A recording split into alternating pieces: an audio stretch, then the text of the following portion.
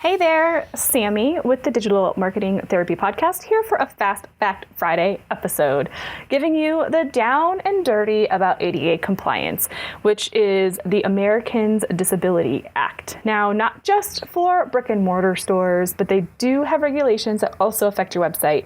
So I wanted to just kind of give you some things to think about before you have any complaints or anything of that nature. So before we jump into the down and dirty of ADA compliance, this episode is brought to you by our digital marketing therapy sessions. In case you're listening to this and you're thinking, I might need a little bit of hands-on help or some one-on-one consulting on this, hit us up at thefirstclick.net/office hours. Schedule time with us and we will walk you through some super specific stuff for your website and how we can help make sure that it is ADA compliant, or talk to you about anything else that you might need help with in the website and digital marketing space. But for now, let's get to it.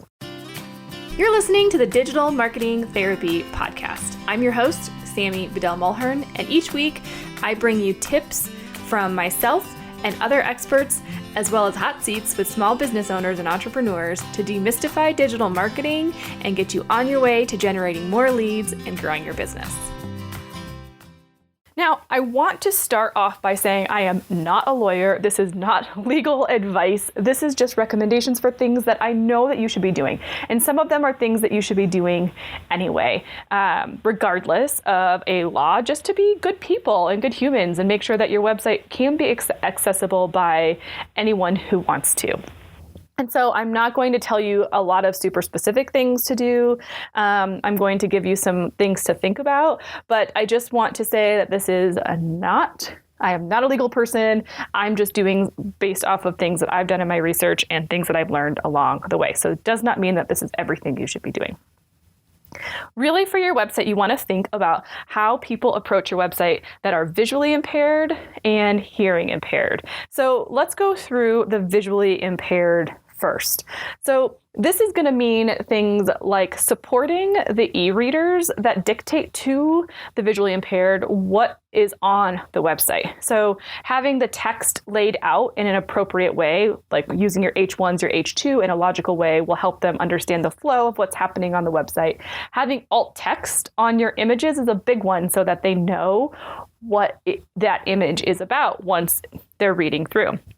And similarly, not having a lot of text on an image, especially if that's really important to understanding the purpose of the page and the content, because the e-readers can't read that text that is on that image.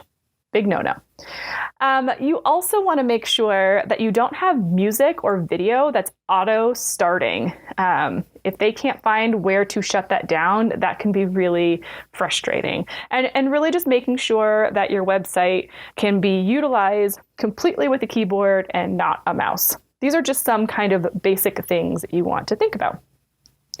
Now, for the hearing impaired, it's similar. There's some similar things, but it's also things like this podcast. So one of the things that we're working on doing is adding transcripts to every single podcast show notes page that we have so that they can, everybody can still get access to the content and read it if they want to. And the same would be for having captions on your videos. And the beauty of technology today is most of the places where you host your videos anyway have automatic captioning. So that's not even an additional thing that you need to do. You just need to make sure that that option is enabled. So it's something that they can take advantage of.